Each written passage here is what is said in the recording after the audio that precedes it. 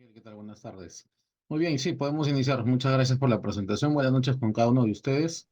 Como ya dijo Miguel, mi nombre es Carlos Castro y soy psicólogo, psicoterapeuta. El día de hoy voy a compartir con ustedes un breve momento algo de lo que es esta clase introductoria a lo que es la psicología clínica y de la salud. Espero, por favor, que como esta primera clase, las demás tengan en cuenta algunas habilidades que siempre yo manejo en mis clases, en todos los cursos que dicto en virtual, obviamente, en medida de lo posible en las próximas clases, si es que el internet lo permite, tener sus camaritas prendidas, ¿ya? Para poder vernos, por un tema de empatía más que nada para con quien les habla, para no que no sea una clase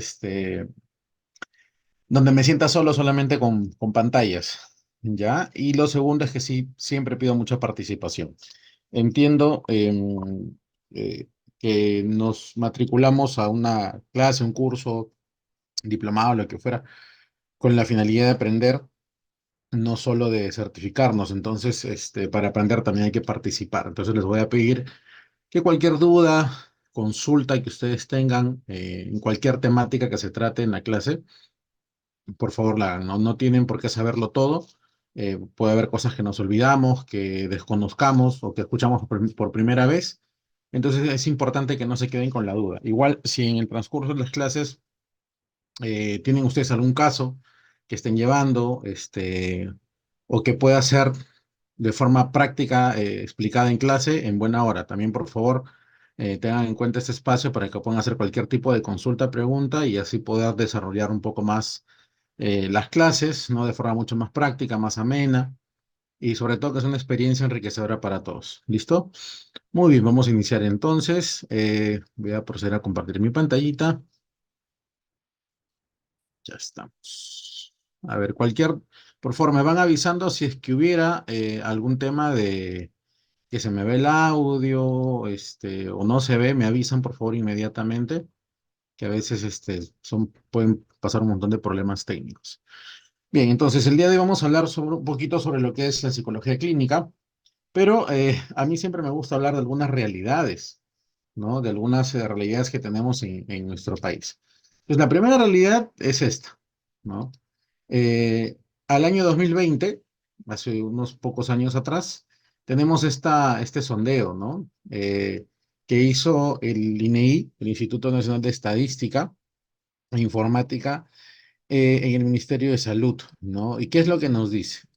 Que al año 2020 ¿cuál es el número de psicólogos del sector salud por cada 10.000 habitantes? Y encontramos pues que no habemos más de 4 psicólogos en ningún departamento, ¿no? No sé si ustedes se encuentran en La Libertad en este momento, ¿no? Donde yo me encuentro en la ciudad de Trujillo, ¿no? Pero, perdón, ¿qué pasó acá? Ya está, ahora sí. Pero si vemos La Libertad, por ejemplo, tenemos que somos el departamento que menos psicólogos tiene por habitante, ¿no? Seguido de Loreto, Ancash, San Martín, ¿no? Y acá hay datos muy curiosos, ¿no? Hay departamentos donde los trastornos mentales son una de las 5 principales causas de pérdida de avisa. ¿Alguno de ustedes sabe lo que qué significa el término avisa, por si acaso? Atención. Vamos. Sí, hola, Gracias. hola. O sea, Carmen. Ok, parece que se desprendió el microfonito. A ver, para los que no saben qué es el Avisa. El Avisa es, por sus siglas, ¿no? Son los eh, años de vida ajustados por discapacidad. Es decir, son la cantidad de años que los peruanos perdemos, en este caso, por alguna situación de discapacidad. En este caso, lamentablemente, la salud mental, los problemas de comportamiento, trastornos del comportamiento de la personalidad son discapacitantes. Entonces, las personas van perdiendo estos años de vida debido a que no hay un tratamiento adecuado que no hay una intervención o simplemente que muchos de los usuarios, beneficiarios o pacientes no llegan a ser atendidos. Entonces, esta realidad nos sugiere a todos nosotros lo importante no solamente que es que haya más psicólogos en el Perú, sino la calidad de formación de psicólogos, ¿no? Y cómo está básicamente la psicología clínica en general en el Perú. Esto quiere decir que sí hay trabajo, ¿ya? Cualquiera que diga que los psicólogos no tienen trabajo, pues no sabe de realidades. Hay trabajo. El asunto es que hay muy poca capacidad resolutiva y la capacidad resolutiva no solo obedece a que no haya la suficiente cantidad de personas o profesionales trabajando, sino también obedece a que lamentablemente el trabajo y el desempeño que nosotros como psicólogos tenemos, como practicantes de la psicología, no es adecuado.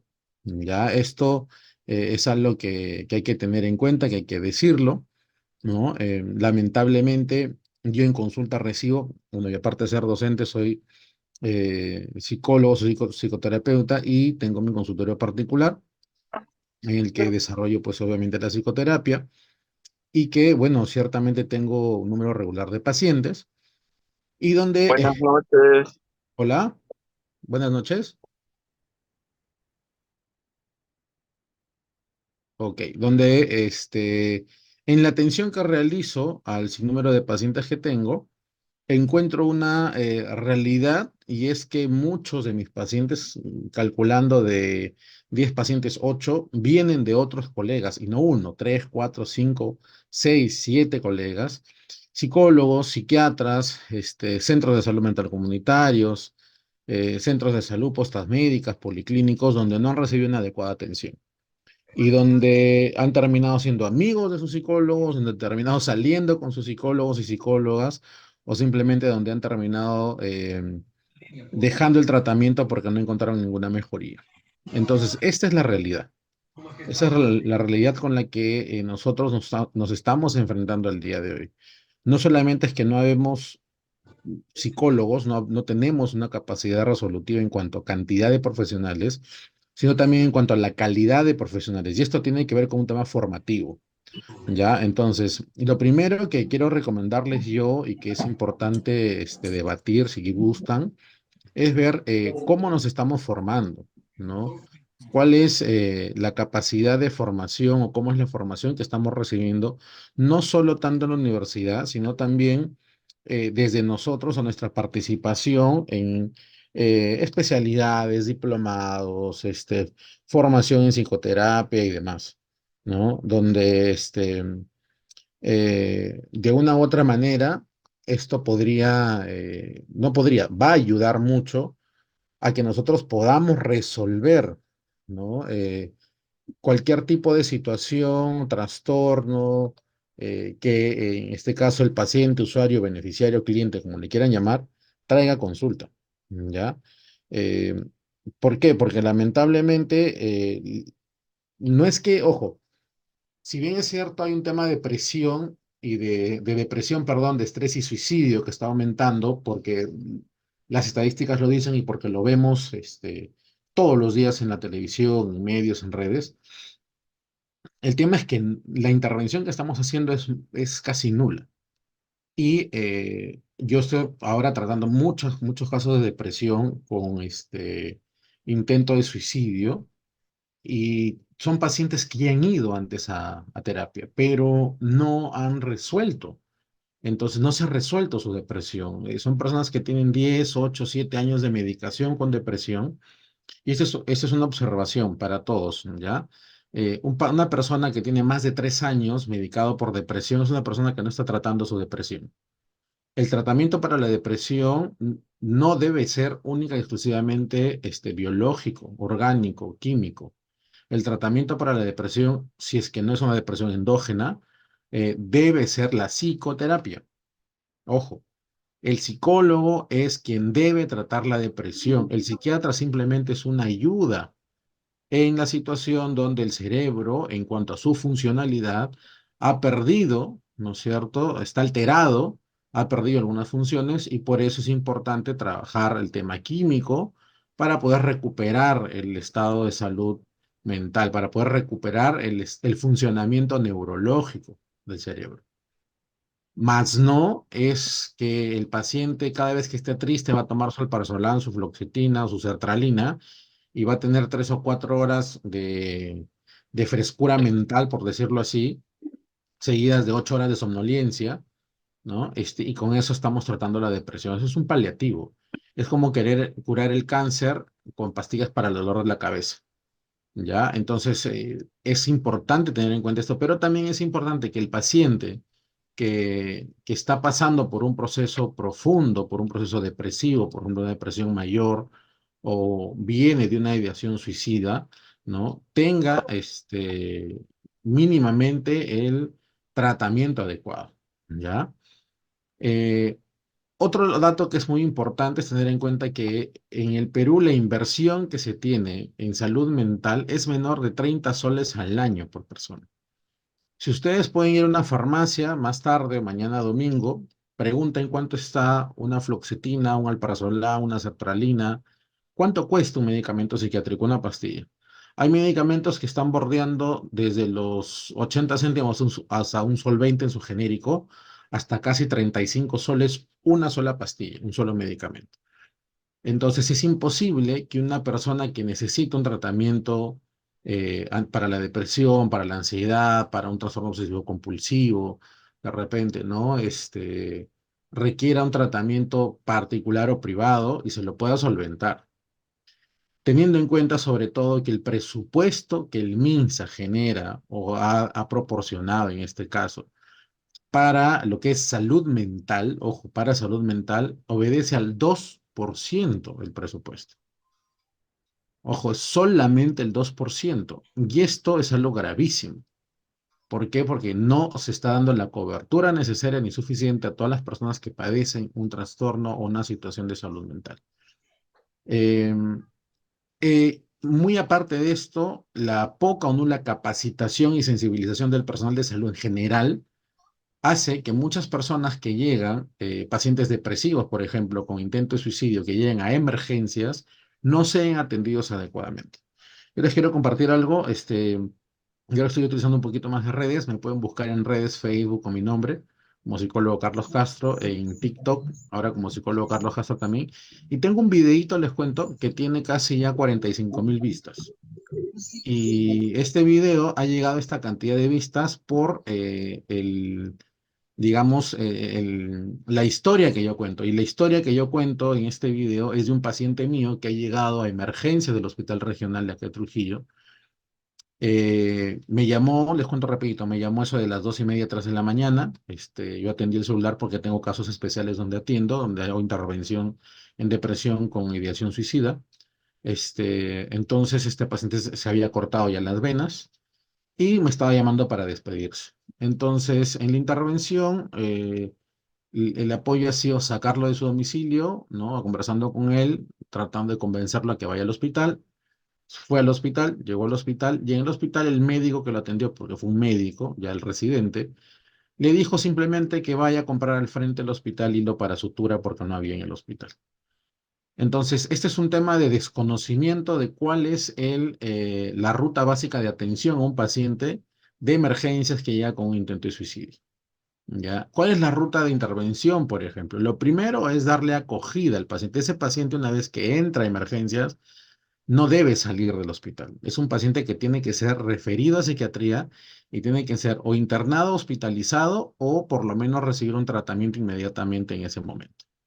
Este paciente lo mandaron afuera a buscar su medicina. Yo llegué al hospital felizmente. No quiso volver a entrar al hospital y tuve que dejarlo luego en su casa, ¿no? Después de un par de horas de conversar con él y ahora sigue en tratamiento, pero no quiere saber nada de hospitales. Y lamentablemente, un paciente que tiene una depresión profunda, moderada, que ya tiene 3, 4 intentos de suicidio, que lo está pensando y lo quiere hacer y probablemente lo vaya a hacer, si no es internado, hospitalizado, recibe tratamiento psiquiátrico, va a ser difícil en ese momento atender su depresión, sobre todo la ideación suicidio. Entonces es algo con lo que lamentablemente estamos lidiando todos los días. Entonces es algo que debemos tener en cuenta porque esto recae mucho. en el trabajo que ustedes, que yo tenemos y que vamos a tener respecto a la salud mental en general de todos los peruanos y peruanas. Ya en general, no solamente de depresión, sino también hablamos de ansiedad, de estrés, el suicidio, trastornos alimenticios, en general, ¿no? Temas de la infancia y la niñez y desarrollo de la infancia y la niñez. La misma crianza de los papás hacia los niños hoy en día que está generando tantos trastornos en adultos y aquellos que ustedes seguramente, si algunos de ustedes atienden casos particulares, hospitales en donde estén trabajando, se darán cuenta que muchos de los casos de adultos, de trastornos o problemas en adultos, ¿no? Tienen que ver básicamente con temas de su infancia y la niñez, ¿no? Y el desarrollo de la niñez, abandono, maltrato, críticas, juicio por parte de los padres y los cuidadores, tíos, primos y todo el entorno, que hoy por hoy está generando adultos temerosos, ansiosos, estresados, disfuncionales, que no tienen relaciones de pareja adecuadas, que sufren de apego, de dependencia emocional, que no controlan sus impulsos, que no saben regular sus emociones, etcétera, etcétera, etcétera.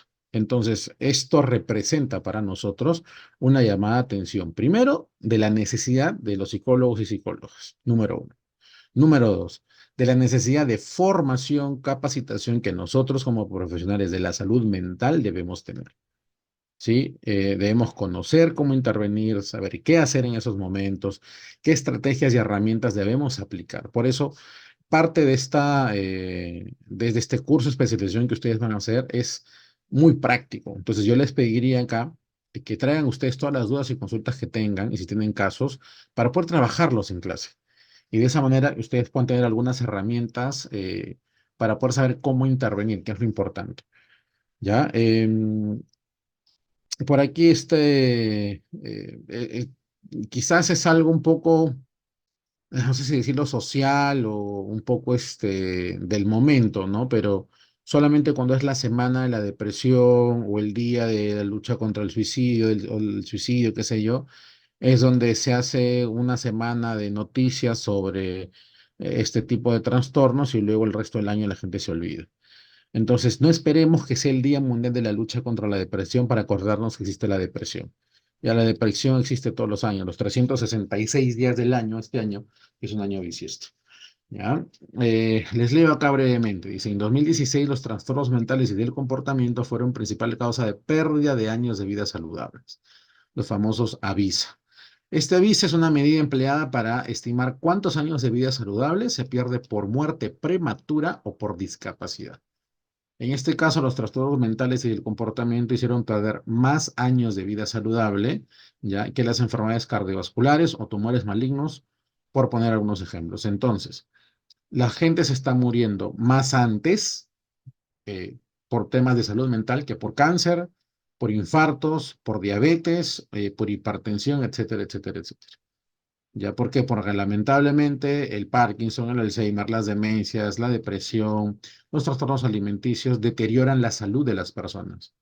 De repente yo no muero porque tengo bulimia o anorexia, ¿ya? Sino porque tengo luego problemas renales, hepáticos, pero el origen ha sido el trasfondo, es un problema de salud mental. De hecho, el 80% de problemas biológicos que existen en las personas que están enfermas tienen un origen, un centro psicológico, emocional, afectivo, mental. Desde ahí otra vez, lo importante que es nuestro trabajo y la capacitación y el conocimiento para la correcta intervención. ¿Ok? Yo veo muchos cursos sobre diagnóstico y evaluación. Todo el mundo se lanza a diagnosticar y evaluar, pero no están dando tratamiento. Entonces, yo tengo pacientes que llegan con informes hermosísimos, ¿ah? Una redacción perfecta, excelentísima, con 4 o 5 diagnósticos, pero con ningún tipo de intervención. Entonces, la idea es que el diagnóstico sea una fuente para nosotros para poder tomar una decisión en dónde intervenir. Debería ser lo que es el diagnóstico para un cirujano, para saber qué cortar, dónde cortar, qué coser, qué sacar, qué poner. Es lo mismo con nosotros. Entonces, tengan mucho cuidado con ser psicólogos de informe y de escritorio y de olvidarnos del tratamiento y la intervención, que es, sin lugar a duda, lo más importante de nuestro trabajo. ¿Ok? En 2019, un estudio similar a nivel regional revela que en todos los departamentos del país, los trastornos mentales y el comportamiento se ubican en el top 10 entre las principales causas de pérdidas de vista. Hay regiones como Madre de Dios, Tumbes, Junín y Arequipa que están en el top 3. ¿No? Si alguno de ustedes está en estas regiones, ya van a darse cuenta en los números de suicidios que hay al día. ¿Ya? La cantidad de suicidios que han aumentado es increíble. Todos, absolutamente todos los días en nuestro país, por lo menos 3 personas se suicidan, de lo que conocemos según noticias y redes. No sabemos después cuántas más. Entonces, es una situación que debe alarmarnos, ¿no? Que debemos buscar hacer algo. Si alguno de ustedes está en centros de salud mental comunitarios, necesitan hacer muchas reformulaciones. Yo tengo varios pacientes que derivo a centros de salud mental comunitarios y el tema burocrático para llegar a la atención es terrible, ¿no? Es un paciente que solo necesita llegar desangrándose o ahorcado o ya esquizofrénico para que recién lo puedan atender. Pues yo sé que hay muchas limitaciones, que hay tiempo, que hay un tema documentario por medio, pero hay que acordarnos que es un paciente, es una persona que necesita atención, tiempo, que se le debe dar la correcta atención y sobre todo generarle una esperanza futuro en su tratamiento. Entonces, el solamente decirle no se preocupe, lo vamos a atender, pero a tal fecha, y es algo, a decirle no hay citas.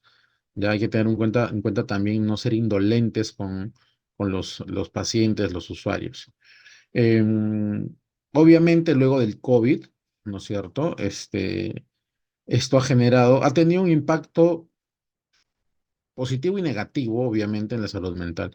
Negativo porque han aumentado muchos más casos de ansiedad, de estrés, algunos trastornos del comportamiento, pero positivo porque las personas se están preocupando más por su salud mental, ¿no? Es una realidad y eso es algo positivo. No obstante, la pregunta es cuánto de capacidad resolutiva hay, ¿no es cierto? ¿Cuánto realmente podemos nosotros ocuparnos de, de esa situación, ¿no? Para poder, eh, de una u otra manera, hacernos cargo, ¿no? Desde nuestra perspectiva, ¿no? Así sea un tema de consulta particular, pública, trabajadores del Estado, ¿no? Igual la atención la atención adecuada de una persona, ¿no? O en su salud mental ya va a generar de por sí la rehabilitación de esta persona, ¿no? Y hay algo muy importante. Si bien es cierto, hay recaídas, pero dentro de la salud mental, los trastornos del ánimo, por ejemplo, como la depresión, se pueden tratar y se pueden curar. Una persona que es depresiva y que ha intentado suicidarse, quitarse la vida, después de una adecuada intervención y un buen tratamiento, su vida cambia y mejora. Y no necesariamente va a ser depresivo toda su vida y toda su vida va a pensar en suicidarse. ¿Ok? Entonces, pero eso depende de un adecuado tratamiento, de las estrategias y herramientas que ustedes le brinden al paciente, en este caso o al usuario, para que pueda resolver, ¿no? En su vida luego. Ya, sigamos viendo algunos datos. Por aquí creo hay más. A ver, acá. Los problemas de salud que se atienden con mayor frecuencia en servicios ambulatorios en nuestro país, ¿no? Em, Estas son llamadas que se hacen al 113. El 113 no sé si ustedes han tenido la oportunidad de llamar, yo he llamado un par de veces por temas para derivar, ¿no? Y en el 113 pues están colegas atendiendo todo lo que son casos de salud mental, ¿no? 24 horas del día, 7 días a la semana, ¿no? Entonces, acá es importante tener en cuenta que esto es un monitoreo que se hace según las llamadas que ingresan, que podría ser una realidad en general en todo el país, sí, más o menos, pero sobre todo es para tener en cuenta cuáles son los problemas de salud que más vamos a empezar a atender, ¿no? Pero que también tenemos que tener en cuenta que la atención debe ser una atención eficiente, es decir, con resultados, ¿sí? Em, entonces, lo primero, obviamente, que tenemos es estrés, ¿no? Si bien es cierto, no sé si fue el anteaño pasado que dijeron que el estrés era la nueva enfermedad de este siglo, ¿no? Y es que vivimos tenemos vidas muy, muy caóticas, ¿no? Muy, muy, rápidas, donde tenemos que estar en la mañana temprano tomando el carro para ir al trabajo, algunos viajando media hora, 40 minutos, una hora, donde tenemos que estar largas jornadas laborales. Muchos tienen que trabajar lejos de casa y viajan más el trabajo, son horas que pasan fuera de casa, luego regresar a casa con todas las responsabilidades y pendientes que hay dentro, y todo eso pues corresponde, ¿no? A una situación en donde falta tiempo, y esto genera luego ya problemas físicos, ¿no? Por malos hábitos que vamos adquiriendo, que ya los conversaremos más adelante, pero que son importantes tenerlos en cuenta, ¿no? Quizás uno de los más importantes o prioritarios es el sueño, ¿no? Y lamentablemente muchos trastornos del comportamiento o en la salud mental afectan demasiado el sueño. Y sepan ustedes que una mala calidad de sueño lamentablemente también disminuye los años de vida saludable, ¿no? Disminuye mucho en cuanto también a ciertas funciones orgánicas, ¿no? El cerebro no se recupera adecuadamente, el cuerpo tampoco, y luego vienen ciertas repercusiones donde se dan las famosas somatizaciones, que es cómo responde el cuerpo y el organismo ante todas estas situaciones que no podemos manejar, ¿no? Obviamente también hay síntomas ansiosos y depresivos, ¿no? El tema de la afectividad, ¿no? Desánimo, apatía, desgano, anedonia, bulia, eh, falta de sentimientos, ¿no? Muchas personas están presentando esto de sentir momentos en su día a día donde no sienten nada, donde hay una sensación de estar planos emocionalmente, ¿no? No sienten ni tristeza, ni amor, ni cólera, ni odio, nada, no sienten nada y no saben por qué. Y muchas veces son temas tensionales, frustraciones, que vienen por situaciones de simplemente no saber cómo manejar o cómo manejarnos en nuestro entorno, en nuestro día a día, ¿no? Y eso ya repercute en un nivel mucho más amplio que es nuestra salud en general. Em, eh, Algunos síntomas o sin diagnóstico psiquiátrico, em, para de esa manera ver que también nuestra participación, y esto es algo muy importante.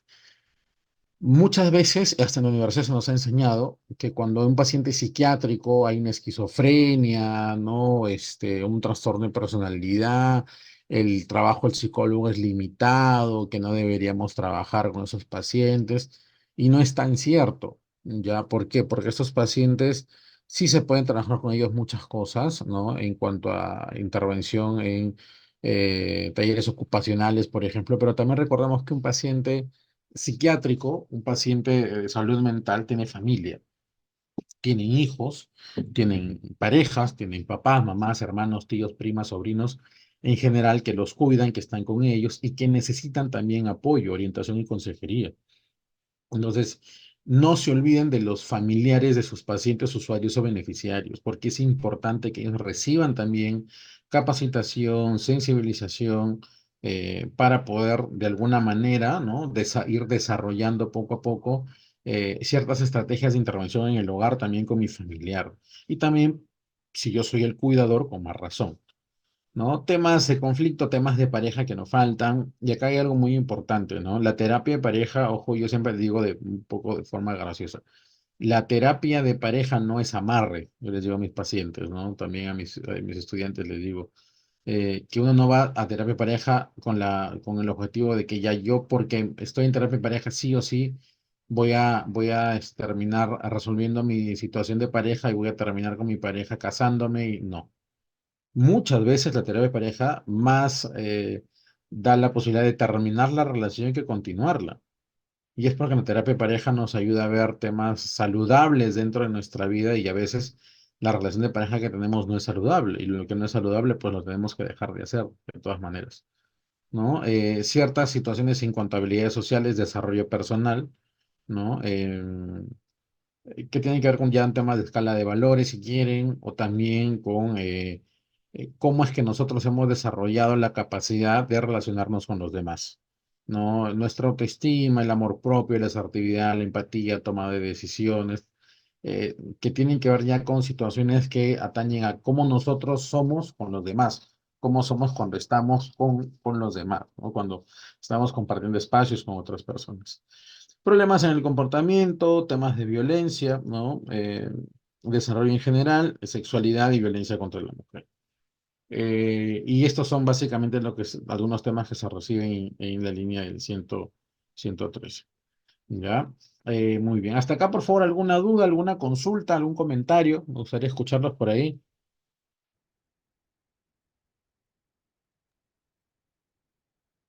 ¿Todo bien?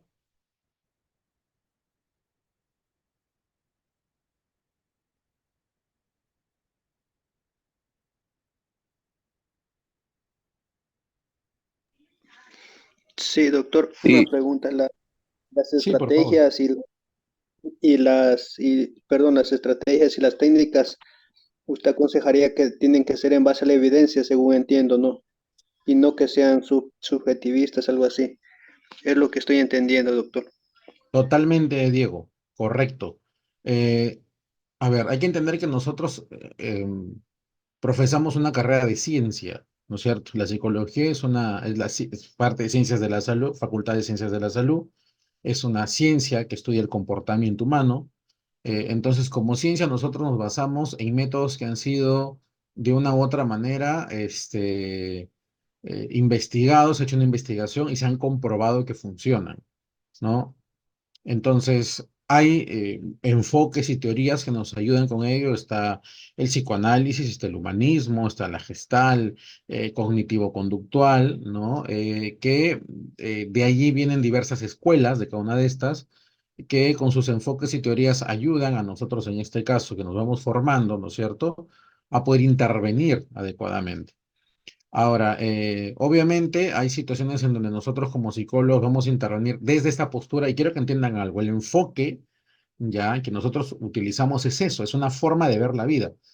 Cuando yo llevé la formación en cognitivo-conductual, un poco nos hablaban de eso, ¿no? Y que los enfoques en sí básicamente nos enseñan a nosotros a ver la vida desde ese enfoque. Yo desde que practico cognitivo-conductual, y digo practico porque no solamente lo hago en la intervención que hago con mis pacientes, sino conmigo mismo, en mi vida misma yo la tengo que practicar. Es vivir desde el enfoque, porque vivir desde el enfoque te hace más expedito, te da más experiencia para poder intervenir. Entonces yo muchas veces hay cosas que hago y me pregunto, pero yo digo, por ejemplo, no, esto está mal. Y yo digo, mal, pero ¿qué es lo malo? No, no es malo, no es sano. Sí, si no es sano, y me empiezo a repreguntar, y empiezo a hacer un trabajo un poco de reestructuración, de reingeniería mental, trabajar mucho mis pensamientos para de esa manera tomar decisiones acertadas, tomar decisiones que no sean disfuncionales ni desadaptativas. Y mis emociones y mis conductas y mis comportamientos los voy mejorando. No, pero eso es desde algo que yo sé que existe, yo sé que ha sido comprobado y que funciona. ¿No? Pero si es que ahora, yo sé que hay muchos enfoques y terapias, entre comillas, enfoques y terapias, que son alternativas de nueva generación, que se están investigando, pero yo les pediría que no se cierren a defender un enfoque bajo un idealismo de que es el mejor. No hay un enfoque que sea mejor que el otro. Ya ningún enfoque es mejor que el otro. Ni el cognitivo conductual es mejor ni TREC es mejor que psicoanálisis, ni psicoanálisis es mejor que gestal, ni tal o cual.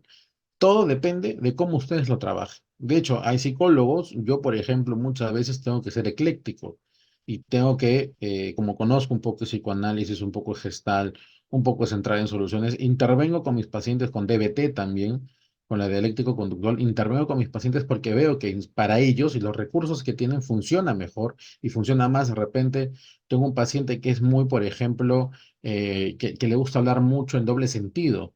DBT funciona genial con ese tipo de paciente. No, no le gusta que le estén dando tanta vueltas al asunto, le gusta ir al grano. DBT funciona. Y de repente yo no soy especialista en DBT, pero conozco cómo funciona y lo puedo aplicar y me funciona con mi paciente. Y veo que sale de su cuadro depresivo y veo que ya no se quiere suicidar y veo que empieza a cambiar su enfoque de vida y cambia él también. Entonces, pero sí es importante, como dice Diego, que nos podamos basar en hechos, no en cosas reales. Por ahí alguien más tenía otra pregunta. Escuché una vocecita, una segunda voz por ahí, por favor. No sé si la pueden plantear. Si es pregunta, comentario, encantado, por favor.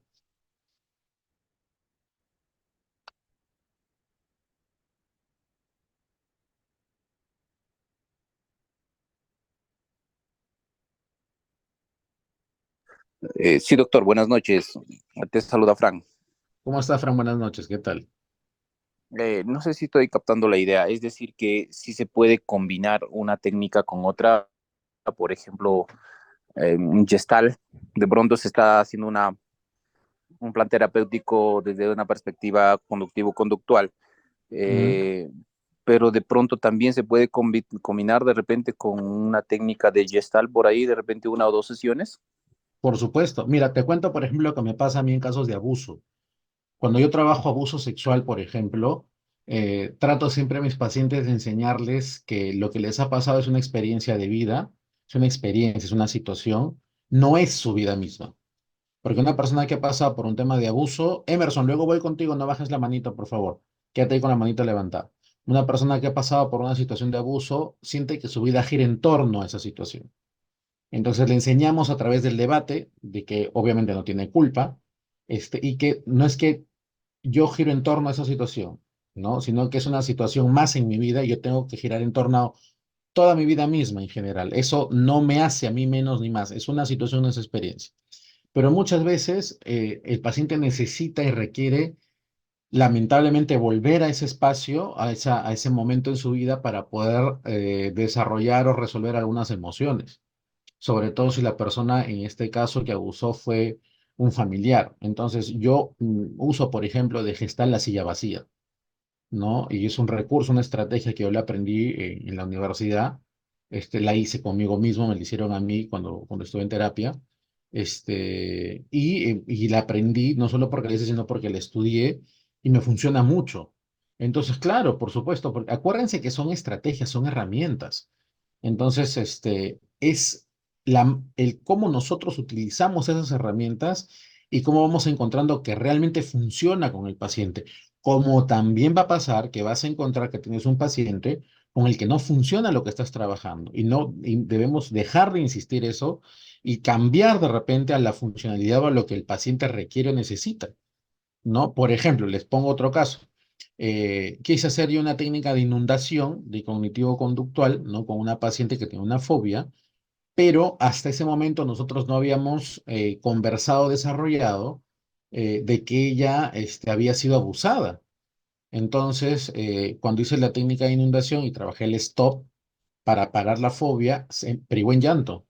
Y me dijo, doctor, esto no me gusta, no me gusta que hablen fuerte, me recuerda muchas cosas del pasado y empezó una crisis de llanto tremenda.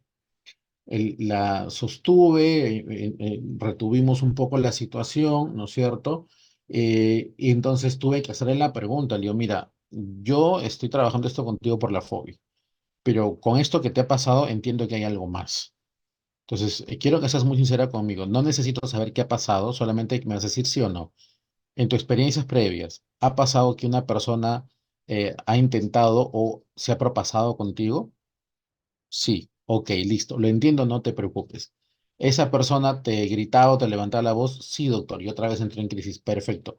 Descartado este tema entonces. Hicimos desensibilización sistemática, ¿no? Le fue mejor con eso y tuvimos que trabajar luego el tema de abuso.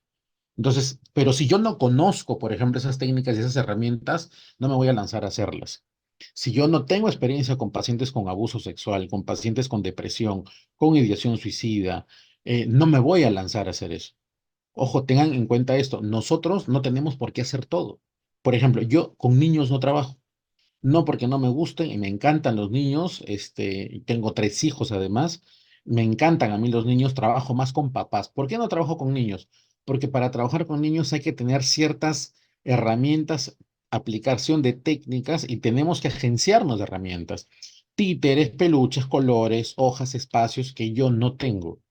Entonces, yo no me voy a lanzar a trabajar con niños. Algunas veces que me traen los hijos, mi doctor, por favor, quiero que vea a mi hijo, mire, pasó, ok, yo tráigalo a su hijo, converso con los niños de 6 7 años, de menos no suelo recibir, derivo. Y digo, ok, mira, estos son los pormenores que yo te puedo decir, pero te voy a generar un interconsulta, una referencia con una colega que trabaja muy bien con niños para que, doctor, yo quiero que usted trabaje. No lo puedo trabajar. Dicen, ¿por qué, doctor? Digo, mi especialidad no son niños. Yo no tengo por qué trabajar todo ni hacer todo. Entonces, si ustedes se encuentran en algún momento que por un tema de conocimientos, capacidades, habilidades, estrategias y técnicas que desconocen, no pueden intervenir, sean honestos con su paciente y díganselo. O porque simplemente también, y es otra parte, nosotros somos seres humanos, ¿ok? No somos perfectos, no somos dioses, ni semidioses, ni de acero.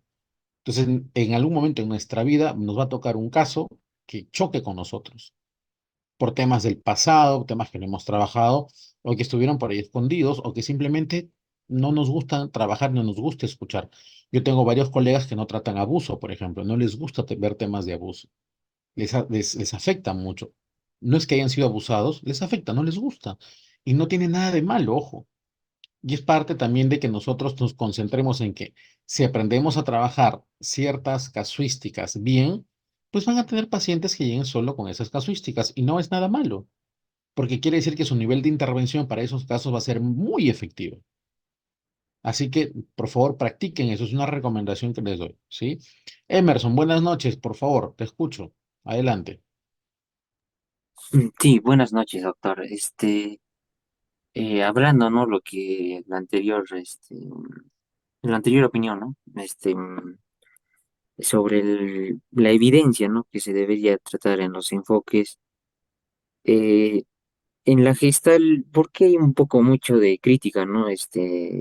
En cuanto a la evidencia científica, ¿no? O en cuanto a o al avance, ¿no? Que no presenta, ¿no? Ciertos rasgos de evolución o presenta inconsistencias, ¿no? En sus resultados y también a veces no hay un rumbo, ¿no? Adecuado a dónde se quiere llegar, ¿no? Con el paciente, eso. Esa era una de mis primeras preguntas, ¿no? Sobre esta terapia o este enfoque, ¿no? Que es de la Gestalt. Y un segundo punto era de que, este, el te- sobre hablando sobre la psiquiatría, quisiera dar, ¿no? Mi opinión personal, ¿no? Que yo considero, ¿no? Que es muy crucial el tratamiento, ¿no? Trastornos mentales muy profundos, ¿no? Ujú, Ya que los psiquiatras, ¿no? Están, bueno, autorizados, ¿no? Para prescribir los medicamentos y dar el diagnóstico, ¿no? Al paciente. ujú, Y también, ¿no? Ver el manejo, ¿no? Que hacen los psiquiatras en el día a día, ¿no? Ya que usted mismo lo mencionó, aumenta cada día, ¿no? Estos casos, ¿no? De suicidios y casos extremos, ¿no? De trastornos complejos. ujú. Y eso sería, ¿no? Una opinión muy personal, nada más. Sí, sí, correctísimo, Emerson. Sobre todo que es muy diligente de nuestra parte, porque generalmente, en la mayoría de los casos, el paciente llega primero con nosotros, ¿ah? Ojo. Entonces, no tengan miedo de derivar a sus pacientes o hacer una referencia a psiquiatría. Cuando ustedes ven que el paciente ya presenta un trastorno mental, ¿no? Ya profundo, ya está teniendo alucinaciones, hay desorden en el pensamiento, de repente está escuchando voces que le dicen que haga cosas, o de repente ya es un tema donde vienen confabulaciones, hay fugas de pensamiento, ideas delirantes. Entonces ya se necesita una intervención. Ya un paciente con adicciones, un paciente con trastorno alimenticio, ¿no? Ya donde hay una percepción corporal inadecuada, ¿no? Ya hay que agendarle al paciente una cita al psiquiatra. El asunto es que lamentablemente, ya esto es algo que a mí me ha tocado vivir por mis pacientes y también por algún familiar que he tenido que decirle, mira, tienes que ir al psiquiatra, que a veces hay psiquiatras que no tienen la calidad de atención con el paciente y tampoco tienen el conocimiento para hacer una buena medicación y están probando con los pacientes después de 6 meses, 4, 5, 6 medicamentos y con ninguno le atinan. Entonces, yo entiendo que el tema biológico es complicado, el cerebro también, sobre todo cuando un paciente ha consumido sustancias, pero también traten de ustedes de tener por ahí una agenda de psiquiatras con los que ustedes sepan que tienen un manejo, van conociendo. O sea, lamentablemente es un tema de tiempo, ¿no? De 4 o 5 años ya sé de los psiquiatras que yo conozco acá en Trujillo, 3 o 4 con los que yo siempre mando a mis pacientes con confianza. Y aún así a veces me pasa mucho, doctor, no me funciona, no, no, el medicamento no va bien, no me atendió bien, me ha cambiado la cita, etc, etc, etc. Ahora, con el tema de la gestal, si bien es cierto, creo que lo primero que deberíamos entender, que el objetivo de la gestal es que el paciente se entienda a sí mismo. Ya, ojo, yo no soy gestáltico, ya yo soy cognitivo-conductual, no obstante, tengo algún conocimiento de algunas de estos enfoques y teorías. Entonces, y en este de entenderse a sí mismo, la Gestalt utiliza técnicas y estrategias que han sido comprobadas ciertamente empíricamente, muchas de ellas, pero unas otras también han sido más o menos comprobadas en investigaciones, sobre todo en cuanto a las herramientas y estrategias, ¿no? No obstante, yo les recomendaría igual que traten de tener ustedes o practicar, digamos, los enfoques que más comprobación tengan, ¿no? Y que sobre todo tengan ciertos índices de efectividad, ¿no? Ahora, cada uno es libre de decir, mira, ya y de repente yo estoy haciendo, no sé, el enfoque, se me ocurre ver, centrado en soluciones, que es nuevo, el sistémico breve centrado en soluciones, que es nuevo, relativamente joven, que está empezando a investigarse y tiene muy buenas, se está viendo que hay efectividad. No obstante, por ahí digo, sí, pero para mí le falta peso académico, ¿no? Pero de repente hay otro colega que dice, no, pero sabes que a mí me gusta y cuando yo lo aplico, y esto es muy importante, cuando yo lo aplico, me va bien. Entonces, mira, Emerson, no solamente es la herramienta o el instrumento, porque yo puedo ser cognitivo-conductual, ¿no? Que es 95% de probabilidades de éxito, ¿no? Que es una de las intervenciones más comprobadas que existe, ya más investigada y más estudiada, pero de repente te toca a ti un psicólogo que no la sabe aplicar. Entonces, si bien es cierto, el tema científico es importante, la investigación es importante, pero también es la aplicación, ¿sí? Entonces, sí, hay que utilizar métodos fiables, correctos, pero también hay que saber aplicarlos, ¿no? Porque yo tenga, no sé, un WISE en mi mano, una escala de Wechsler, no necesariamente voy a saber cómo aplicarlo, ¿no? Entonces, eso hay que tener en cuenta. Y con el tema del psiquiatra, no duden ustedes en referir. Ojo, pero hay que tener en cuenta que lamentablemente a nivel mundial, una de las primeras causas de muerte es la mala praxis médica. Ojo, ya, o sea, los médicos no son dioses, se pueden equivocar, sobre todo en tratamientos e en diagnóstico. Y más aún en nuestro país, que la carrera médica ha disminuido en cuanto a sus estándares de formación en las universidades. Hay universidades donde los médicos, los estudiantes de medicina no tienen una adecuada formación y lamentablemente luego se titulan, se gradúan, ejercen la medicina y luego es ahí donde hay problemas, ¿ya? Entonces, no digo con esto ojo, que el tratamiento psiquiátrico sea malo, es necesario, pero hay que también tener en cuenta, de repente, como les digo, que puedan agendarse ustedes de psiquiatras que conozcan, que refieran, que tengan una buena calidad de atención y sobre todo de intervención en tratamiento a sus, pacientes, ¿ya? Les agradezco mucho las preguntas, ven, así se nutre la clase, nos vamos conociendo también, ¿ah? Muy bien, seguimos, por favor, igual, si hay preguntas, levanten la manito así como Emerson y voy yo llamándolos, como acá me sale la manito levantada, los voy llamando y van participando, por favor, ¿ya? Entonces, ¿qué es la psicología clínica? Es una rama de la psicología, obviamente, como ciencia, que estudia los denominados trastornos psicológicos o mentales o la psicología normal, ojo, así se le denomina, o la psicopatología. Entonces, cuando hablamos de este estudio, hablamos de que el psicólogo clínico evalúa, diagnostica, interviene y rehabilita. Y esto es algo que tenemos que tener en cuenta. ¿Por qué? Porque muchas veces la psicología clínica se queda en evaluación y diagnóstico. Yo ya evalué a mi paciente, le he hecho una batería de pruebas inmensa, ¿no? Ya tengo su diagnóstico, F tanto, Z tanto, tal o cual, listo. Y ahora la intervención. Ah, no es que eso no me han enseñado en la universidad, solamente llegué a evaluación y diagnóstico. Entonces, la evaluación y el diagnóstico básicamente nos va a ayudar a nosotros a saber qué hacer. ¿Ya? Entonces yo les decía, yo tengo muchos pacientes que vienen ya con su diagnóstico, doctor. Yo soy F41.1, doctor, yo soy F32, doctor, yo soy F tanto, yo soy Z tanto. Y me ha dicho que tengo trastorno de estrés postraumático y trastorno de ansiedad generalizada con tal y cual y tengo fobia específica y tres, cuatro diagnósticos. Yo, perfecto. ¿Y qué más hicieron con usted? No, que la psicóloga me dijo que no podía, no tenía tiempo, luego ya solo hablaba y me escuchaba, pero no encontraba trabajo, no encontraba ningún, ninguna respuesta, ninguna mejora. ¿Ya?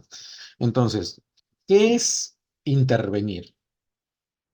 Intervenir parte de escuchar, ¿ok? Las intervenciones psicológicas, una vez me hicieron, me acuerdo mucho en redes, y también siempre preguntan, ¿no? ¿Cuál es la diferencia entre el psicólogo de conversar con un amigo?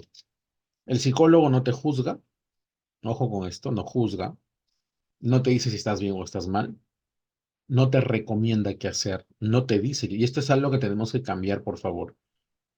Ni siquiera en orientación y consejería, aunque su nombre lo diga consejería, damos consejos, ¿ok?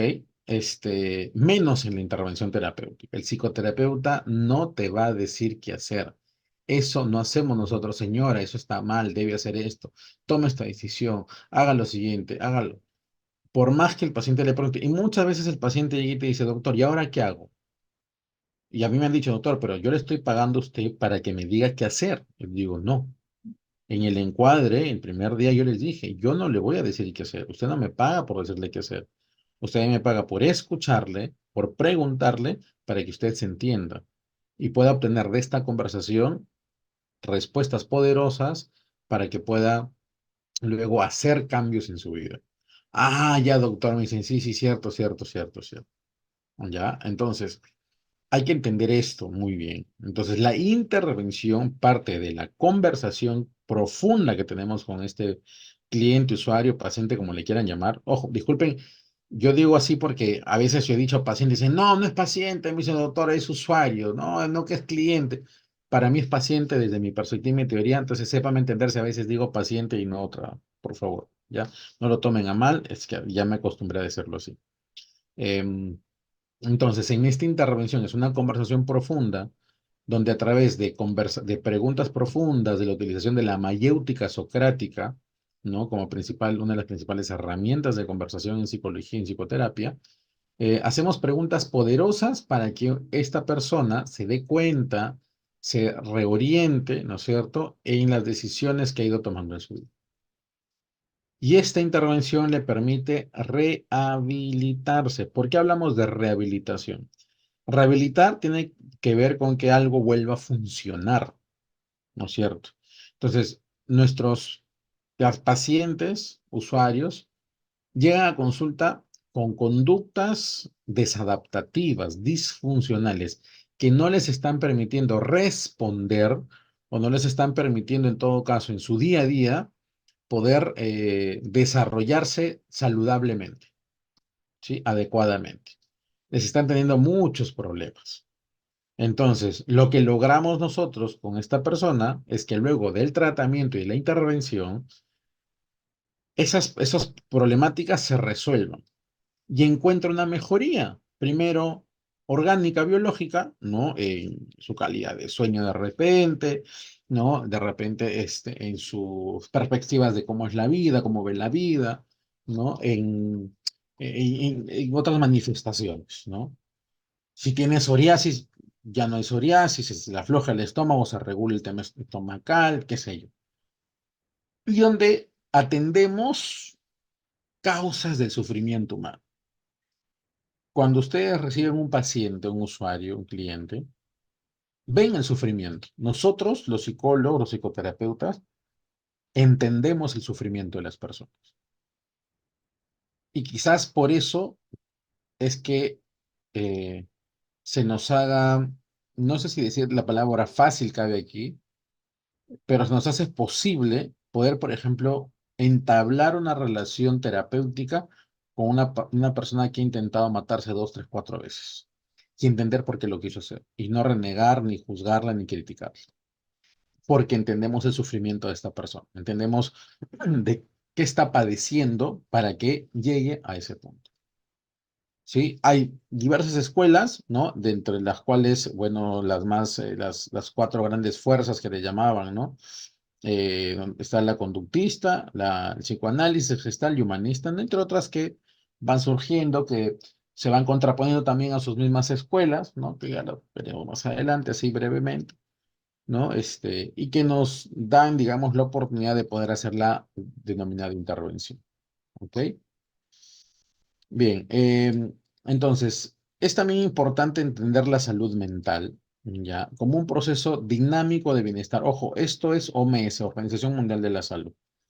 Entonces, habla que la salud mental es un proceso dinámico de bienestar. ¿Por qué es un proceso dinámico? Porque es cambiante. Nuestra salud mental no es estacionaria, no es estática, porque conforme nosotros vamos creciendo, desde que somos infantes hasta adultos mayores, nuestras perspectivas de vida, nuestros objetivos, metas, cambian. Entonces nuestra salud mental también se va ajustando a ello. Este proceso de bienestar que nosotros llamamos salud mental eh, se obtiene de la relación que nosotros vamos manteniendo, ojo, manteniendo con el entorno en donde nos desarrollamos y todas las capacidades que vamos aprendiendo o que vamos adquiriendo en el transcurso de nuestra vida, tanto individualmente como de forma colectiva. Ahora, incluye en este aprendizaje, en este desarrollo de capacidades, ¿no es cierto? Cualquier tipo de conflicto, crisis en nuestra vida y la posibilidad de poder afrontarlos de manera constructiva. Entonces, la salud mental no es no tener problemas. Y aquí hay un error que mucha gente comete cuando cree que tener salud mental es siempre estar felices, que no nos pase nada y que nuestra vida todo sea pues un cuento de hadas, ¿no? Y no es así. La salud mental en sí misma no es que la persona no tenga problemas, ¿ok? La salud mental, bien lo describe aquí, son aquellas capacidades, ¿no es cierto?, que nosotros vamos desarrollando en el transcurso de nuestra vida y que nos permiten, ante estas crisis, situaciones que van ocurriendo en la vida, poder afrontarlas. Ese es el afronte que nosotros vamos haciendo a cualquier situación que ocurra en nuestra vida. Y a veces, para poder afrontar algunas situaciones, necesitamos de recurrir al soporte, apoyo, orientación, consejería de un profesional de la salud mental, como ustedes, como yo, para que con esas conversaciones que estamos teniendo, que vamos a tener, pues nos reoriente, aprendamos de repente, ¿no? Cómo responder ante estas situaciones, a reformular nuestro pensamiento, quizás, ¿por qué no? Y con eso dar respuesta ante estas dificultades, problemas, crisis que ocurren en nuestra vida. Esto implica un proceso de búsqueda de sentido y armonía con nosotros mismos, que está ligado a una capacidad que a mí me gusta llamarle amor propio, ¿no? Y que tiene que ver con el autocuidado, ¿no? Con cuánto nosotros vamos aprendiendo a cuidar nuestra salud en general, tanto física como mental, ¿no? Y esto obedece obviamente también a la relación que tenemos con otras personas, porque cuidar nuestra salud mental, a tener amor propio, también es cuidar a los demás. Entonces, yo no puedo decir que hay salud mental o que tengo salud mental cuando me peleo con todo el mundo, no tengo relaciones productivas, me peleo con mi pareja, mis hijos no me quieren ver, en mi trabajo soy el más odiado del trabajo, el que más fastidia en el trabajo, eh, maltrato al personal, maltrato al usuario, yo no puedo hablar de salud mental. Entonces hay que entender que la salud mental también es hacia los demás. Mi salud mental también yo la evalúo en cómo yo me comporto con los demás, si soy empático, si soy asertivo, cómo manejo yo mis relaciones en general con las demás personas, ¿no? Más adelante vamos a ver la próxima clase lo que es el bienestar psicológico, ¿no? Y cómo, por ejemplo, el modelo PERMA por ahí nos ayuda a identificar esto. Ahora, cuando hablamos de bienestar psicológico, hablamos de todas aquellas características que se relacionan con nuestro desarrollo, ¿no? Con un funcionamiento óptimo y positivo en nuestra vida, siendo este un indicador de vida saludable. Entonces, mientras haya bienestar psicológico, hay salud mental. Pero, ¿qué es el bienestar psicológico? ¿Ya? Hay que entender el bienestar psicológico como esa capacidad que tenemos nosotros para poder desarrollarnos en nuestra vida de forma positiva, saludable, tanto con nosotros mismos como con los demás, ¿ya? Y esto engloba situaciones como, por ejemplo, tener una mentalidad positiva, eh, poder tener relaciones positivas con los demás, mantener relaciones positivas con los demás. Yo he escuchado muchas veces Que hay gente que dice, por ejemplo, yo tengo amigos contados con los dedos de la mano, ¿ah? O sea, tres, cuatro, el resto no son mis amigos, todos son una sarta de hipócritas, que la gente es mala, tal o cual. Y no necesariamente eso es mantener relaciones positivas con los demás, porque eso generalmente ¿qué hace? Que yo dude mucho de las personas, desconfíe de todo el mundo, no le crea a los demás, siempre estoy pensando que quieren sacar provecho de mí, que la gente es mala, que hay malicia en las personas, que no te confíes de los demás, ten cuidado, etcétera, etcétera, etcétera. Entonces, eso hace que yo tenga una postura, por ejemplo, hacia los demás de siempre andarme con cuidado, de no confiar en los demás. Y eso indudablemente va a hacer que mis relaciones personales, ¿no? Con otros, pues no sea adecuada. No me voy a llevar bien con la gente. Va a haber situaciones de rechazo, etcétera, etcétera. Bienestar psicológico también significa poder tener la capacidad de tomar decisiones por mí mismo. Un tema de autonomía, por ejemplo. ¿No? De no depender de los demás, de no depender de otras personas que me digan qué hacer, cómo ser, cómo vestirme, qué estudiar, dónde vivir, cómo ser, ¿no? En general, entre otros, ¿sí? Voy avanzando un poquito porque creo que el tiempo nos va, no sé si estamos bien con el tiempo, ¿ya? Ahora, George Lippmann en el año 1977 establece dentro de un constructo teórico, lo que se conoce como la teoría biopsicosocial, ¿no? Donde se entiende que el ser humano, ¿no? En general, es un ser, porque antes se hablaba de la teoría biológica, ¿no? La teoría biológica médica, la teoría médica, donde se veía básicamente en este caso, al ser humano, ¿no? Como una persona que solamente dependía, digamos, de lo biológico, de lo orgánico para funcionar, ¿no? Entonces, obviamente, aquel tema médico, sin lugar a dudas, es importante, pero ya sabemos que no es lo único. Entonces, para nosotros el tema biológico es importante, sí, desde el punto de vista que nos ayuda a entender el funcionamiento orgánico, ¿no? Entonces, yo puedo tener un paciente, por ejemplo, que está pasando de repente por un proceso, se me ocurre, de tiroides, que puede estar generando una situación de temas de ánimo, memoria, atención, concentración, ¿no? Y eso lleve a tener las respuestas que da. Y no necesariamente es algo psicológico. Pues yo he tenido casos de pacientes, por ejemplo, que después de ir al endocrinólogo, ¿no? O al ginecólogo en algunos casos, ¿no? Por temas hormonales, se les ha regulado el tema del ánimo, ¿no? Entonces, y no era tanto un tema psicológico, psiquiátrico, sino también era un tema orgánico. Pero es importante que nosotros entendamos que hay un funcionamiento biológico. Luego, también entendemos que hay un funcionamiento o una situación afectiva, emocional en las personas, que de una u otra manera, como dice afectiva, afecta al ser humano, ¿no? Es indudable entender, por ejemplo, dentro de los aprendizajes, ¿no?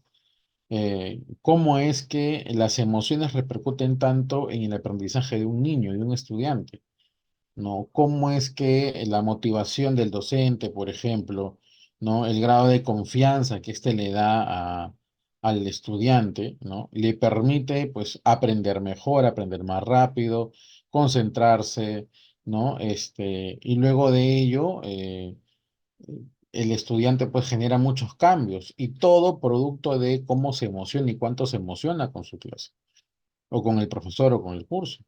Como también pasa, ¿no es cierto?, con docentes de repente que son apáticos, que no son motivadores, que no son participativos con el estudiante y que de una u otra manera hacen que el estudiante termine dejando el curso, no quiere estudiar, odie la asignatura para toda su vida, ¿no? Entonces esos son los afectos, las emociones.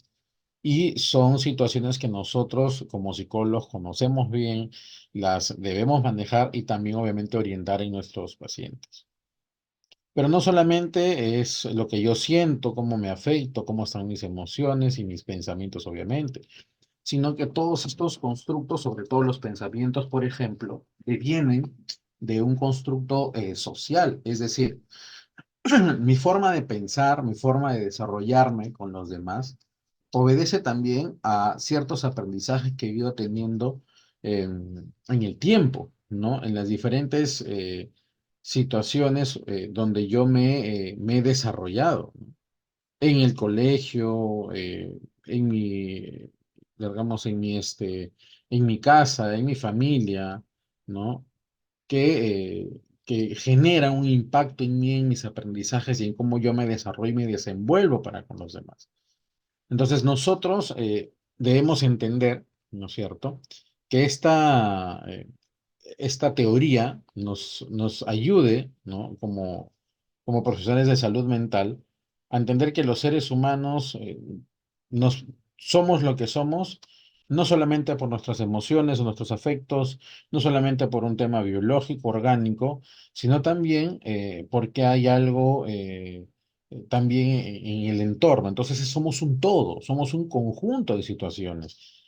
Por eso es cuando nosotros hacemos la evaluación, por ejemplo, ¿no? No solamente valoramos el tema orgánico o el tema solo psicológico, sino también lo social.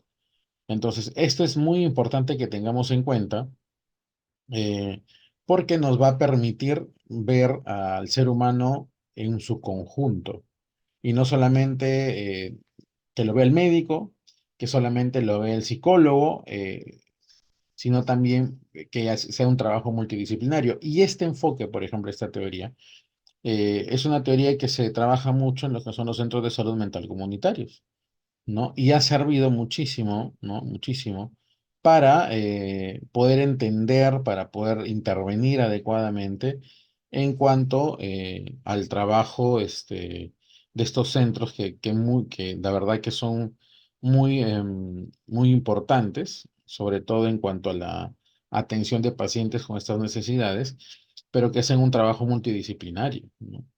Donde encontramos múltiples profesionales que van trabajando con los casos, con las pacientes o las personas que van llegando allí. ¿Ok? Entonces, esto es algo que tenemos que tener en cuenta para el trabajo que nosotros vamos a desarrollar con nuestros pacientes. Eh, en la psicología clínica tenemos que hablar sobre la promoción de la salud mental. ¿Sí? Entonces, ¿por qué hablamos de promoción? ¿O qué es promover? Em, para poder desarrollar el autocuidado, el amor propio, necesitamos conocer de alguna manera cómo hacerlo. Entonces, en la promoción de la salud mental se establecen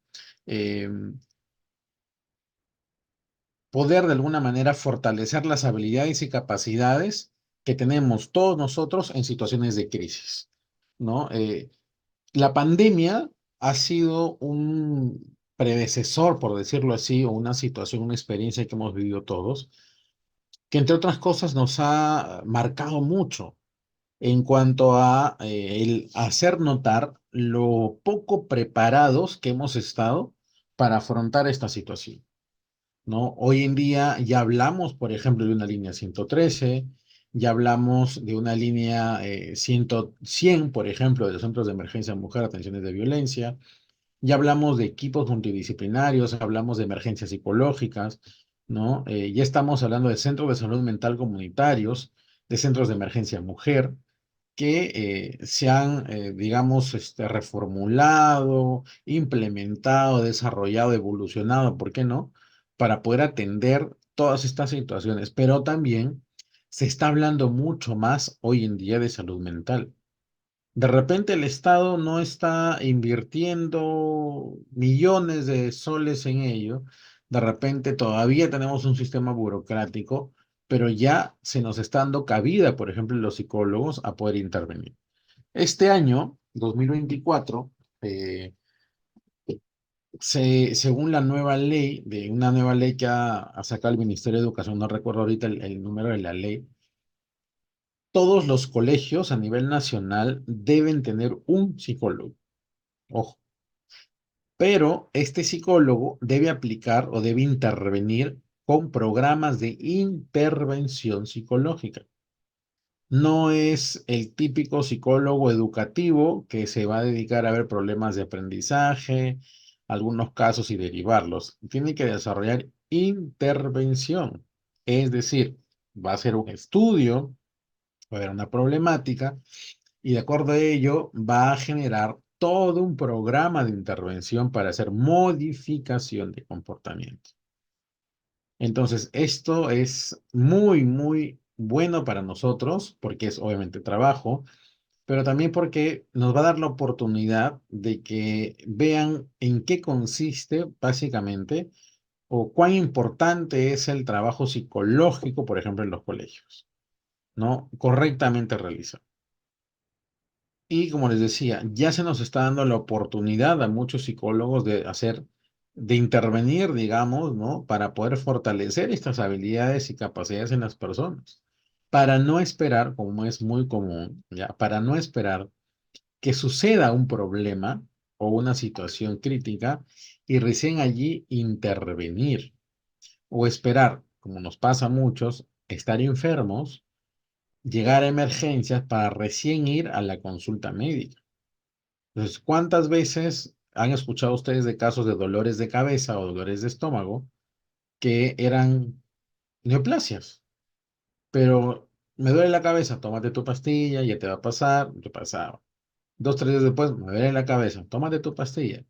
Después de 3, 6 meses, un año, muchas veces después de un desmayo, ya ni siquiera un dolor de cabeza, un desmayo, al hacerse la tomografía, había ya una ramificación del tumor, ¿no es cierto? Un cáncer de repente ya en estadio 3 o 4, con pocas posibilidades de recuperación, que se pudo haber tratado años atrás o meses atrás, si es que en el primer dolor de cabeza íbamos a la consulta. Pues lo mismo pasa con el tema de salud mental. Generalmente las parejas que llegan a terapia, por ejemplo, no van en los primeros meses o antes de casarse o cuando se conocen, ¿no? O uno solo como individuo, ¿no? Yo recomiendo mucho esto a algunos amigos que tengo conocidos, digo, oye, vayan al psicólogo, ¿no? Digan, mire, doctor, yo en algún momento quiero enamorarme, quiero saber qué recursos tengo, qué estrategias tengo para ver si puedo tener una relación de pareja saludable. Y el psicólogo va a evaluar, te va a hacer preguntas y van a empezar a conversar y de acuerdo a eso tú vas a ver qué cambios puedes hacer, qué ideas tienes, cómo funcionan tus pensamientos y ver cómo esto o cuánto esto te va a ayudar a ti de repente en una próxima relación.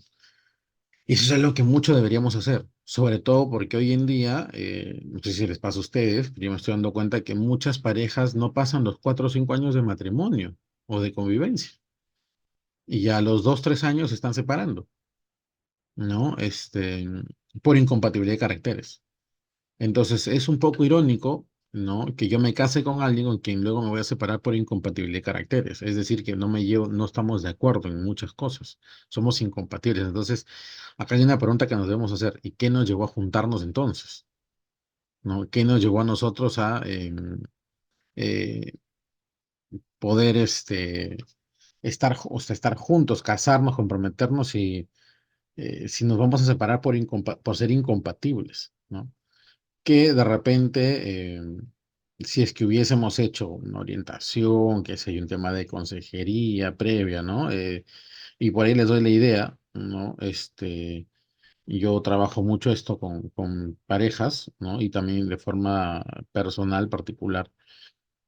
Son talleres para que yo le he puesto así como enamorarme sin sufrir en el intento. Y es básicamente enseñar a las personas, en general, con pareja o sin pareja, a poder desarrollar relaciones saludables de pareja, ¿no? Saber cómo puedo hacer yo, qué estrategias puedo tener para desarrollar las relaciones saludables. Entonces es importantísimo que nosotros desde nuestra ventana podamos promover salud mental. Si hacen redes, si están en redes, desde sus redes. Si hacen charlas, desde las charlas. Desde su vida misma, como psicólogos, y esto es algo muy importante que debemos tener en cuenta todos nosotros. Como psicólogos, todos nosotros, debemos tener el objetivo, la meta, desde mi perspectiva como Carlos, como Hans, como Mary, como Grecia, como Frank, como Giovanna, como Betty, ¿no? Como psicólogo, psicóloga, eh, quienes me rodean deben nutrirse conmigo desde mi salud mental. Entonces, esto implica, por ejemplo, si yo tengo pareja, pues tener una bonita relación de pareja. Si tengo hijos, practicar crianza positiva, poner límites, sin pegarle a mis hijos, sin llegar a situaciones, ¿no? contraproducentes. Con esto no les quiero decir que nosotros como psicólogos seamos perfectos, porque no hay una persona que sea así. Pero sí tenemos que tener en cuenta que debemos ser los primeros y las primeras llamadas en manejar nuestra salud mental, nuestro control de impulsos, regulación de emociones, ¿no? Comunicación con nuestra pareja, relaciones en general, relaciones saludables con las personas, ¿no? Yo no me imagino un psicólogo que sea futbolista, por ejemplo, que en un partido, una pichanga de fin de semana, se ande agarrando a puñetes porque, no sé, en el partido le fue mal, ¿no? O luego tenga 3, 4, 5 divorcios, ¿no? Y encima sea terapeuta de pareja y en televisión se presente en cadenas nacionales a decir que es terapeuta de pareja y tiene 3, 4 divorcios. O sea, es un poco incongruente, ¿no es cierto? Entonces hay que tener en cuenta que hacia nosotros debemos también practicar nuestra salud mental y que promovemos salud mental desde nosotros, o sea, desde nosotros mismos como personas, como psicólogos, ¿ok? No sé si está acá alguna pregunta, alguna duda, por favor, ya que estamos minutitos antes de culminar. Comentarios, me gustaría escucharlos, por favor. Doctor, yo tengo una última pregunta. Por favor, adelante. Eh, ya al momento que uno aplica al paciente un enfoque cognitivo-conductual y pues aplica con su validez, confiabilidad y objetividad, ¿cuántas sesiones máximas son para que el paciente mejore o hay una variación? Esa es mi pregunta.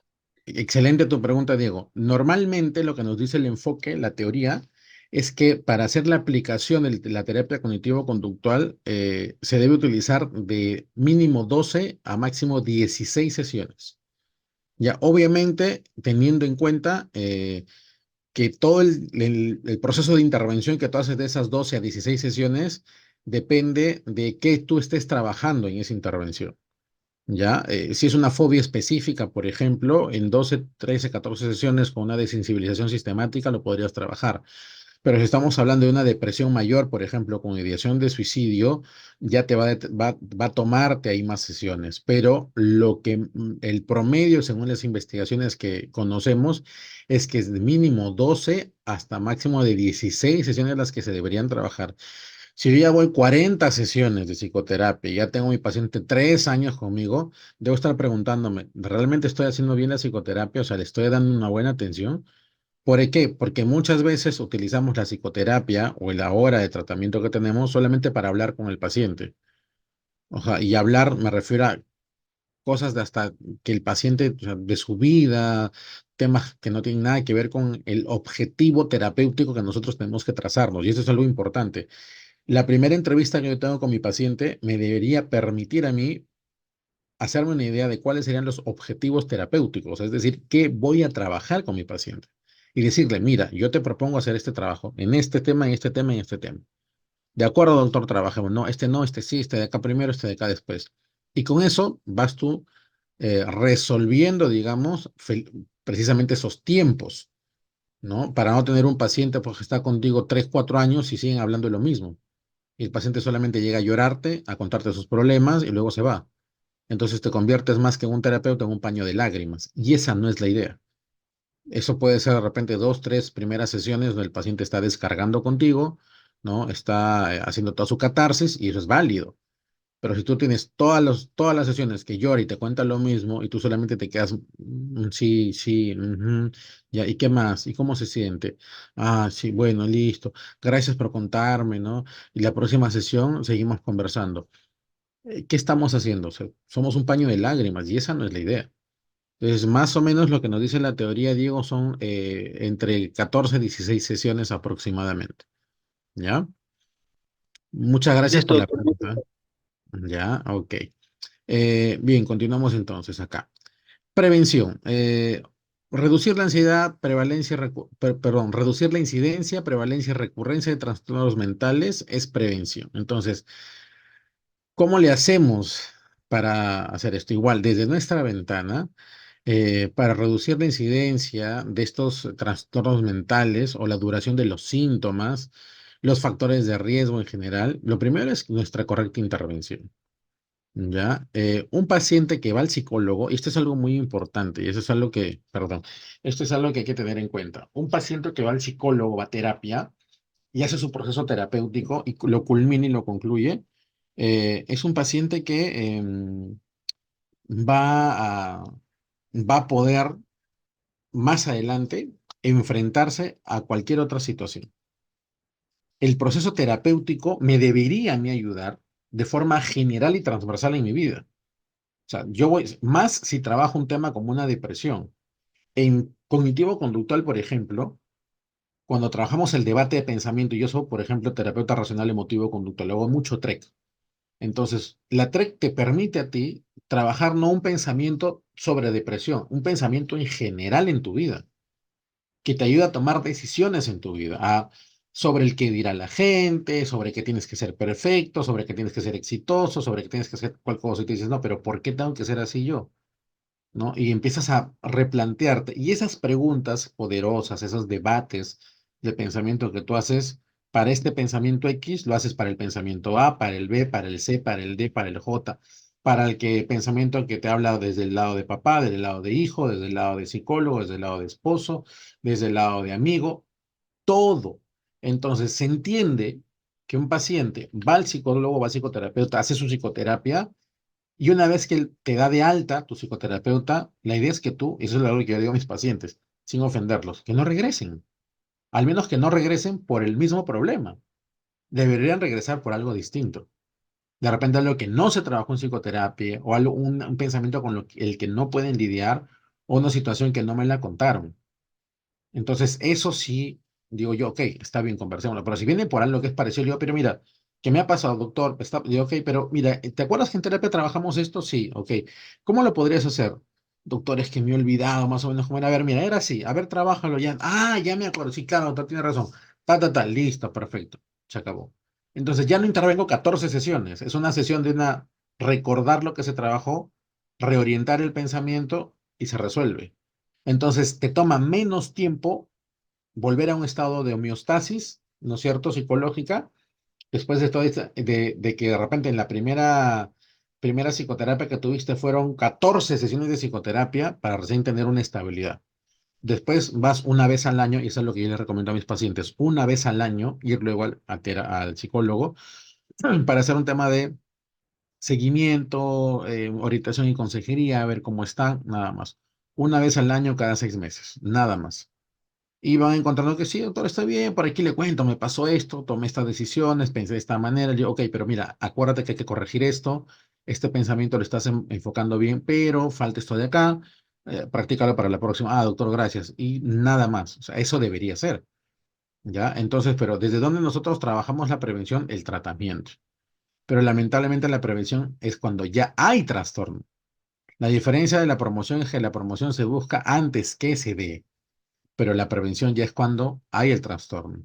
Entonces, acá lo que tenemos que hacer, amigos míos, es intervenir, no hay otra. O sea, y sobre todo enseñarles a las personas sobre tener en cuenta los factores de riesgo de enfermedades mentales, ¿no? Que tiene que ver mucho, en mi perspectiva, para mí particularmente de forma personal, como Carlos Castro, tiene que ver mucho con la familia, demasiado. Mis padres me enseñan a enamorarme.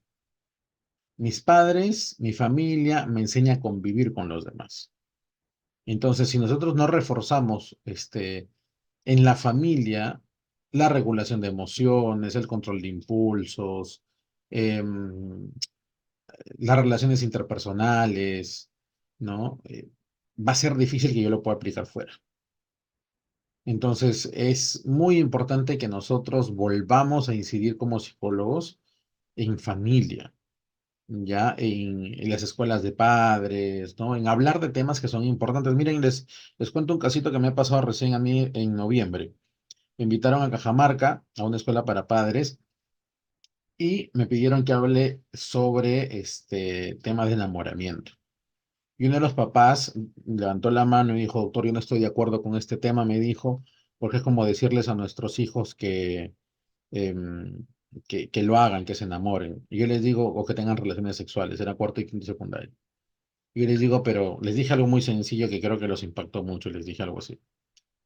Ustedes están creyendo digo, que sus hijos no van a tener relaciones sexuales. Y por eso no les quieren hablar sobre el tema. ¿Qué les parece? Les digo, si en vez de no hablarles sobre esto, les enseñamos cómo hacerlo bien.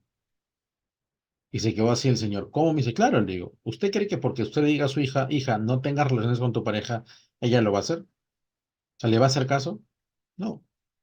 Entonces, si ya sabemos que lo van a hacer en algún momento, enseñémosle a hacerlo adecuadamente, a que use preservativo, a que se cuide, a que no sea en cualquier lugar, a que no haya alcohol, drogas de por medio, a que si lo va a hacer, por lo menos le diga, papá, mamá, voy a salir con mi enamorado, voy a verme con mi pareja, por si acaso voy a estar en tal lugar, para que yo mañana más tarde no diga, ¿dónde está mi hija? Está desaparecida 3 días, no sé con quién está. Y les cambió mucho la perspectiva. Y esto fue en Cajamarca.